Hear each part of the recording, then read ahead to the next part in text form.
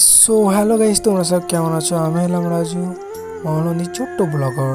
আজকে আমি করবো দিদাদের ঠাকুর রাখার একটা চলচলে বক্স, সেটাই বানাবো।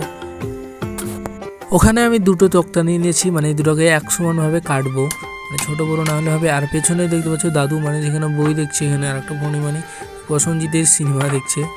আর দাদু দেখতে পাচ্ছ কিভাবে মনোযোগ দিয়ে বই দেখছে। আর আমি এখানে এক সমানভাবে সব তক্তাগুলোকে কেটে নিতে হবে, সেগুলো কাটছি। কাঠগুলা যাচ্ছি মুড়ে হয়ে যাচ্ছে, চটি লাগছে না একবারে। দাঁতে তো চুটি পাচ্ছি না, তার জন্য আমি হেসকে ব্লেডে চুড়াচ্ছি।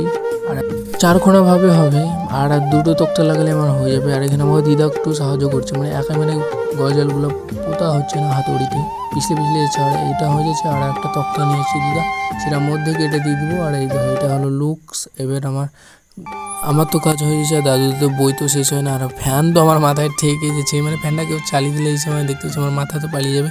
আর এই দেখো হলো ঠাকুর, আগে অনেক পুরনো, দিদা যখন বিয়ে হয় মারা হয় তখনকার ঠাকুর, সেগুলো পুরাতন একবারে হয়ে যাচ্ছে, অনেক নোংরা জমেছে, সেগুলোকে আমি পরিষ্কার করছি। দেখো অত নোংরা ছিল, অনেকটা সাফ করা হয়ে যাচ্ছে, দেখতে পাচ্ছ।